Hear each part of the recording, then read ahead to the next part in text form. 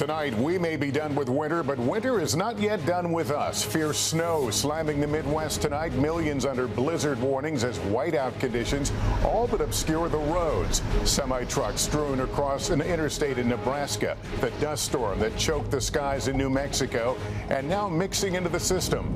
And why Chicago could see severe storms and then intense snow. Our team in the field and Al Roker tracking it for us. Court clash, threats of impeachment, standoffs with judges, the Trump administration at odds with federal judges as they halt parts of their dramatic overhaul of the federal government. He was questioned for days, and now the last man believed to have seen a missing college student alive leaves the Dominican Republic. Our in-depth report: 250,000 women go through treatments like IVF every year. What our analysis finds about the nightmare scenarios some couples face on their journey to parenthood. How deep cuts to the federal workforce are impacting veterans in small towns across the country. The major change coming soon to Social Security for new and existing recipients, the new ID requirements, and why there is concern about the impact. And there's good news tonight about one Broadway star defying gravity and inspiring so many fans along the way. This is NBC Nightly News with Lester Holt. Good evening and welcome. If you thought we had already seen the worst of the winter season, think again. From strong winds and red flag conditions blasting across parts of New Mexico and West Texas to blizzard conditions and thunder snow reported in Omaha, winter is throwing everything it has on its way out the door, with the Midwest catching most of it. Right now, winter storm alerts stretching from Kansas to Michigan's Upper Peninsula, where 3 to 9 inches of snow could accumulate through tomorrow. The storm sending semi-trucks out of control near Lincoln, Nebraska. It's all part of a volatile weather system that has seen some wild swings. At least 8 tornadoes spotted across central Illinois today, with parts of the Midwest under tornado watches into this evening. Al Roker is tracking it all for us, but first, Maggie Vespa with the latest from inside the storm zone. Yeah, Lester, good evening. Heavy winds and rain have really been kicking up here in the Chicago area over the last few hours. Our crew just moved under this overpass just to be safe. And then, as you point out, we're also watching a supercell thunderstorm and multiple reported tornadoes downstate. And with tomorrow marking the start of spring, really just severe weather wreaking havoc across the country. Wow. Tonight, in these final hours of winter, dangerous straight-line winds and damaging storms roaring across the Midwest. It's one piece in a brutal patchwork of severe weather. With fierce blizzards slamming Kansas, semis jackknifing on highways in Nebraska, and drivers stranded in Colorado. I mean, I've never seen anything like this. In Florida, brush fires closing major roads south of Miami. The Williams family almost trapped amid the flames. We were all just telling my brother, floor it, you got to get past and do your New York driving, just go. While the dust storms choking the Southwest this week are now getting pulled east, with dust visible over St. Louis. There was a lot of dust that was pulled into this thunderstorm from Texas, believe it or not, actually creating kind of a brown snow. This latest round of weather coming on the heels of a deadly week, marked by wildfires in Oklahoma and Texas and a slew of tornadoes across the Midwest and South, leaving combined dozens dead. Destruction, scientists say, worsened by the climate crisis, with one recent study showing an increase in the frequency and intensity of damaging straight-line wind events from thunderstorms, especially in the central U.S. What? An area finding itself in the bullseye again tonight. Maggie Vespa, NBC News, Chicago.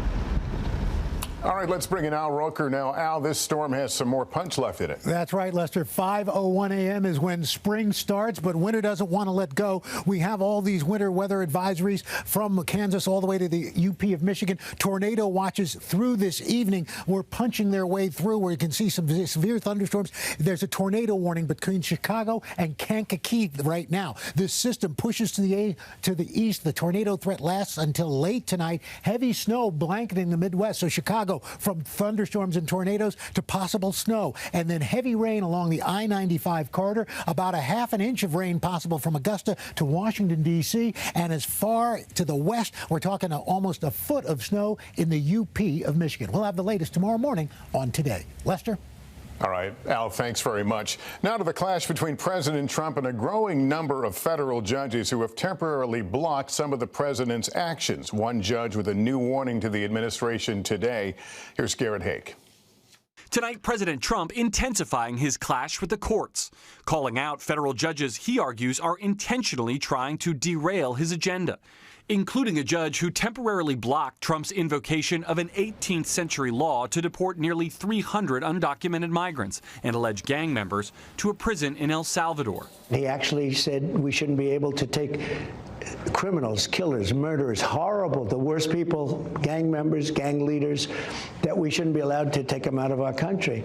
Well, that's a presidential job. That's not for a local judge to be making that determination. Today, that judge granting the administration one more day to respond to questions about those Saturday deportation flights and warning of, quote, consequences if he learns the government deliberately ignored his order to turn the planes around. I never did defy a court order. And you wouldn't in the future? No, you can't do that. We pressed the White House about those flights. Will those flights to El Salvador continue while this case is being appealed? We don't have any flights planned specifically, but we will continue with the mass deportations. This is an activist judge who is trying to usurp the president's authority. Federal law enforcement says the deported migrants include members of two gangs the president has designated as terrorist organizations, Tren de Aragua and MS-13. In a court filing, a senior ICE agent says, quote, many of the TDA gang members had not committed crimes in the U.S., but that does not mean they pose a limited threat.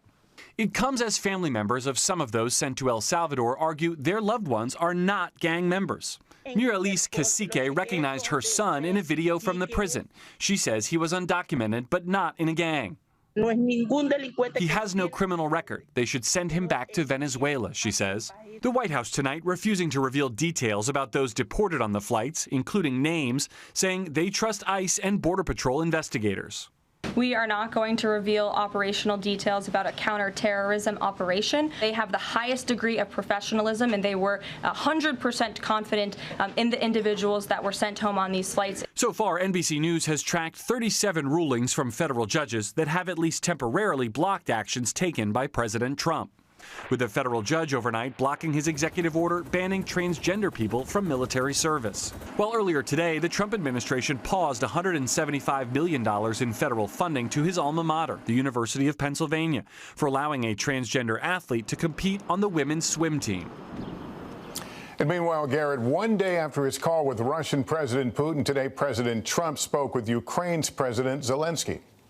Lester, this was the first time they've spoken since that Oval Office blow-up. President Trump called it a very good telephone call that lasted an hour. And Zelensky, who had already accepted Trump's unconditional ceasefire plan, also said he'll support the limited one that Putin also agreed to.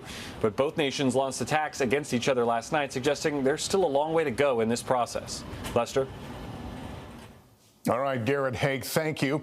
In the Dominican Republic, there is late word tonight that Joshua Reeby has left the country. Reeby is believed to be the last person seen with a college student who has been missing for nearly 2 weeks. Jesse Kirsch is in Punta Cana. Jesse, what have you learned? Lester, Joshua Reeby is now back on U.S. soil. He just landed on a flight that officially ends what he says was a days-long detainment in the Dominican Republic. NBC News saw the 22-year-old and the man believed to be his father earlier today at the airport in the Dominican capital. They were wearing face masks as they went through security. Reeby's departure comes after days of questioning by investigators over the disappearance of Sudiksha Kunanki. Reeby was never named as a suspect at a contentious hearing yesterday. He asked the judge to let him return home, and now he's on his way. Lester? All right, Jesse Kirsch, thanks. President Trump has delivered on a campaign promise to release thousands of files on the assassination of President John F. Kennedy. But do they resolve the questions that have long surrounded the case? With more, here's Andrea Mitchell. The files include documents from the CIA and FBI, illegible handwritten notes, and diplomatic cables, more than tens of thousands of pages in all. and everything will be revealed. Released after an executive order by President Trump, they were highly anticipated by scholars and amateur conspiracy theorists who hoped they'd shed new light on whether Lee Harvey Oswald had help on that fatal day in Dallas. Some of the documents include CIA reports on Oswald's trips to the Soviet Union and Finland and his months in Mexico City just before the assassination. Scholars say it will take months to go through it all, but they believe most of what's in the files was already known. In 1964, the Warren Commission found that Oswald was the lone assassin. Bottom line, will the release of these documents do anything to resolve the conspiracy theories that have proliferated for decades? I don't think anything that has survived for over 61 years in many cases will reveal much of anything that will solve the problem. One revelation, a massive CIA Cold War operation to open as many as 1 million letters or packages a month, mailed to and from the Soviet Union and the U.S. The CIA secretly spying on Americans, none that we know of related to the Kennedy assassination. JFK's grandson, Jack Schlossberg, reacted to the release, posting on social media that President Trump is obsessed with his grandfather, but contradicts what he stands for. Lester? Andrea, thanks. As part of its cuts to the federal government, the Trump administration plans to slash up to 80,000 jobs at the VA. Stephanie Gosk reports from Wyoming about the potential impact on the 9 million veterans who rely on the agency for critical care.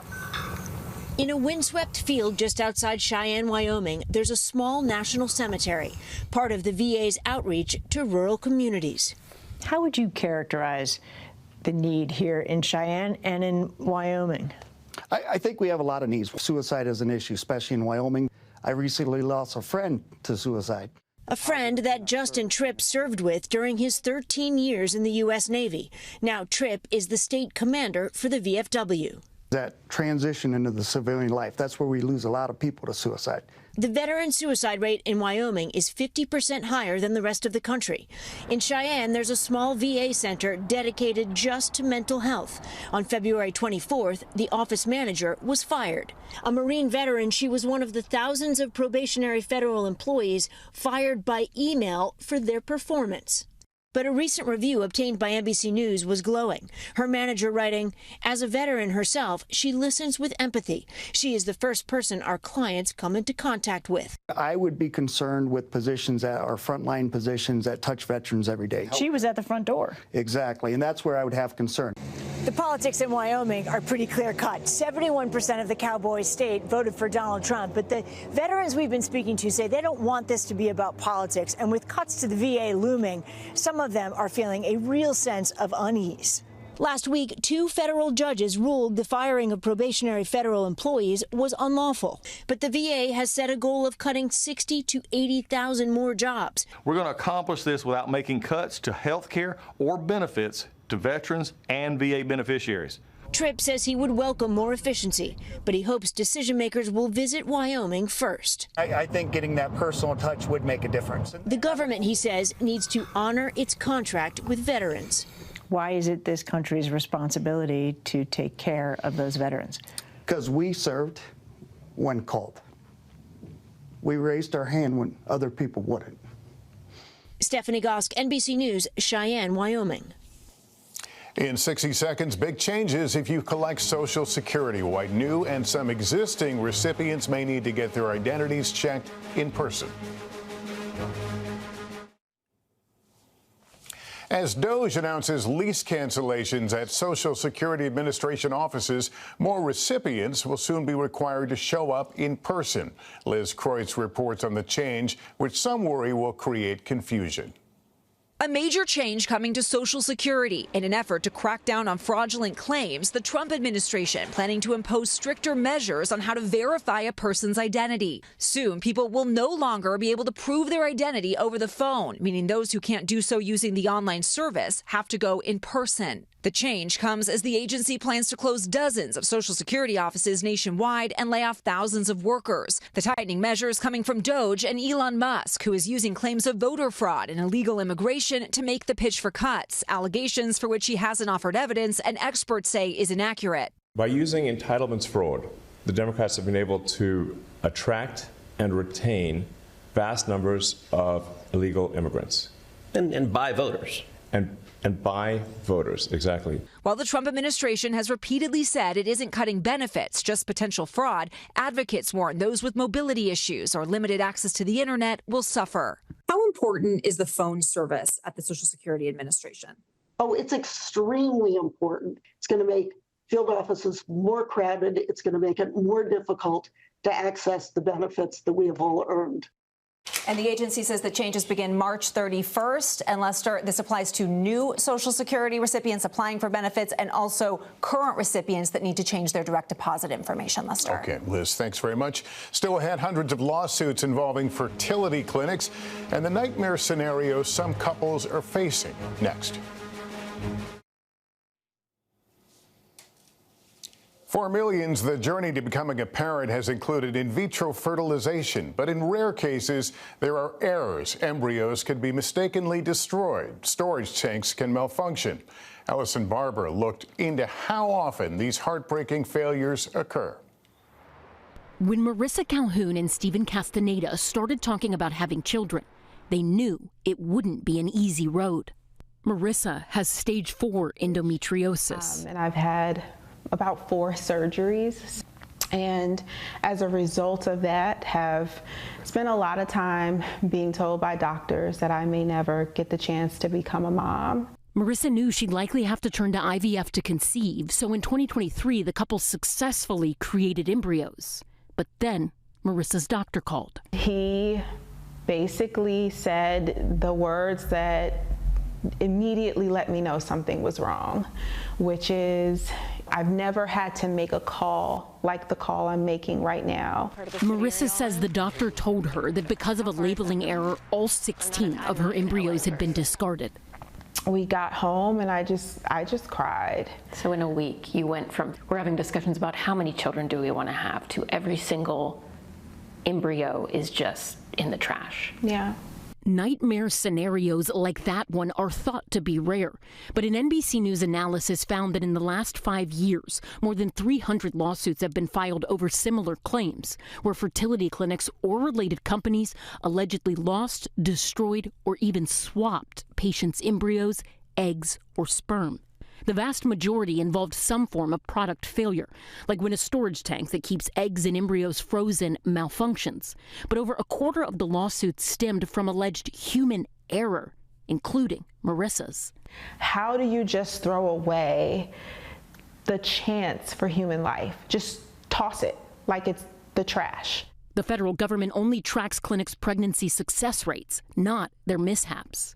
IVF itself is the medicine of miracles. The problem is we just don't know how often things go well compared with how frequently mistakes happen. The American Society for Reproductive Medicine, a professional association that recommends best practices for the fertility industry, says IVF is regulated essentially the same way as all medicine in the U.S., and that lawsuits are an important component. I'm speaking out today. Marissa and Stephen are now suing their clinic for negligence. And maybe if enough of us speak out, there will be more protocol put into place. That's my only hope. The clinic declined to comment on an active case but denied the allegations in a court filing. As for the couple, they're starting over from scratch at a different clinic. Ellison Barber, NBC News, Los Angeles. That's Nightly News for this Wednesday. Thank you for watching. I'm Lester Holt. Please take care of yourself and each other. Good night. Thanks for watching. Stay updated about breaking news and top stories on the NBC News app or follow us on social media.